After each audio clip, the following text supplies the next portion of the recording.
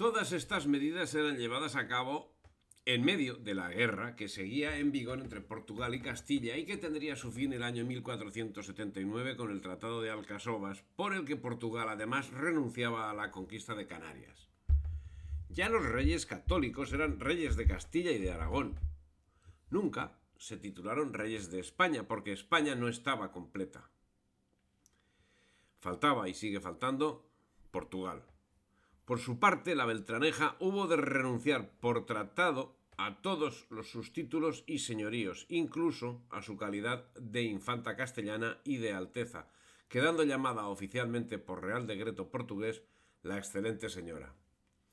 En 1478, Juan Rejón continúa la conquista de Canarias, paralizadas 70 años desde que fue iniciada por Bethencourt. Quedaban por conquistar las tres islas mayores, cuya conclusión tendría lugar el año 1496 con la definitiva sumisión de Tenerife.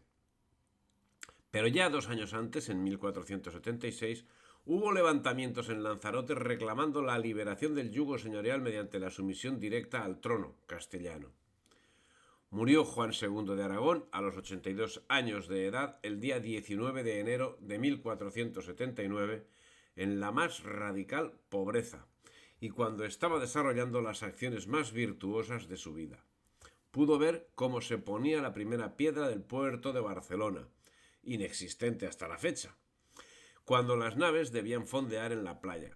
Fue sucedido como rey de Aragón por su hijo Fernando II, rey de Castilla, y como reina de Navarra quedó su hija Leonor de Foix, que moriría 9 días más tarde, no sin haber reivindicado todos los títulos de su hermano Carlos I. Designó heredero a Francisco I Febo, su nieto, a quien ponía bajo la protección del rey de Francia, mientras los beamonteses buscaron la protección de Fernando el Católico para evitar la intervención francesa. En Aragón se potenciaba al rey Fernando, mientras crecía la vida cultural en torno a la Galla Ciencia, institución creada a finales del siglo XIV por Juan I y apoyada por Martín el Humano, que había languidecido durante el reinado de Juan II. Con el rey Fernando se promocionó la vida cultural, dando frutos con nombre propio como Ausiàs Marc, Arnau Marc, Bernat Miquel, Pedro de Rocabertí, Jaime Marc, Jordi de Sant Jordi, Mossèn Luis de Requesens, etc. Pero algo parecía escapar al buen juicio de los reyes hispánicos. El 28 de julio de 1480, los turcos tomaban Otranto, a cuya población degollaron o empalaron, excepción hecha de los jóvenes que fueron cautivados. Emetieron espada a la mayor parte de los cristianos que en ella había, y después de apoderado en la ciudad de Fortaleza, mató todos los clérigos que halló e fizo aserrar por medio al obispo de Otranto. E fizo matar 1400 hombres atados con sogas, e robaron la ciudad, e enviaron la presa a Constantinopla, donde el gran turco habían sido enviados, e aquel bajá, y los otros ordenaron de dejar gente para defender la ciudad, e dejaron en ella 5000 turcos y hombres de pelea con todas las cosas que eran menester, e con mucha artillería, e fuéronse en Constantinopla, y ansí Otranto quedó con los turcos por suya. Y todo con la mirada complacida de los príncipes italianos que se gozaban de ver en aprietos a Fernando, rey de Nápoles. Solo los reyes católicos aprestaron una flota de 25 naves más el apoyo de Sicilia. A la vista de este apoyo, Florencia y Alemania aportaron el suyo. La plaza sería recuperada a finales de septiembre de 1481.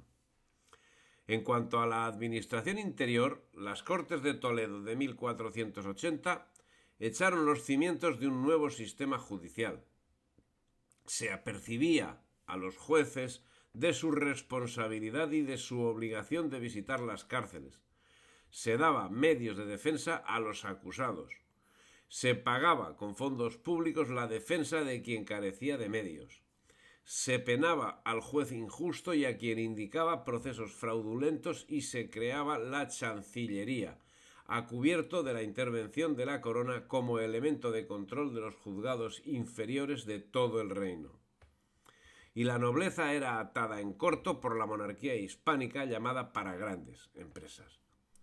Se encargó a Alfonso Díaz de Montalvo la ordenación legislativa de los reinos, empeño al que dedicó 4 años de estudio.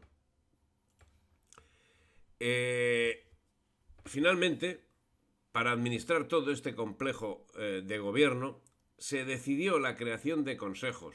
En las Cortes de Toledo se reformó el Consejo Real de Castilla, que había sido creado en 1385. A partir de la reforma, los miembros del Consejo serían en su mayoría letrados, nombrados y pagados por la corona, y su poder fue aumentando hasta que acabó por ocuparse de todos los asuntos concernientes a la corona de Castilla. Posteriormente, y a su imagen y semejanza, sería creado el Consejo de Aragón en 1494. Y todas las medidas legales tenían parte en la limitación de poder que crecientemente se iba imponiendo a la nobleza. Se redujo su poder político. Los juristas y letrados ocuparon los cargos que hasta la fecha habían sido detentados por los nobles, que pasaban a tener algún puesto en la corte o eran sometidos militarmente. Con los reyes católicos se acababan los privilegios de los holgazanes y de los violentos, y consiguientemente eran reverenciados los reyes por el pueblo, al tiempo que temidos por los nobles. Los Medina Sidonia, los Guzmán, los Ponce de León, los Aguilar, los Portocarrero quedaban atónitos cuando la reina era recibida en Sevilla entre aclamaciones. Muchos nobles se rindieron a la evidencia y hasta Beatriz Pacheco, hija de Juan Pacheco, abandonó su postura contraria y abrazó la causa de los reyes católicos en 1479. Y hasta un Portocarrero dirigió las operaciones militares de los reyes católicos en Extremadura.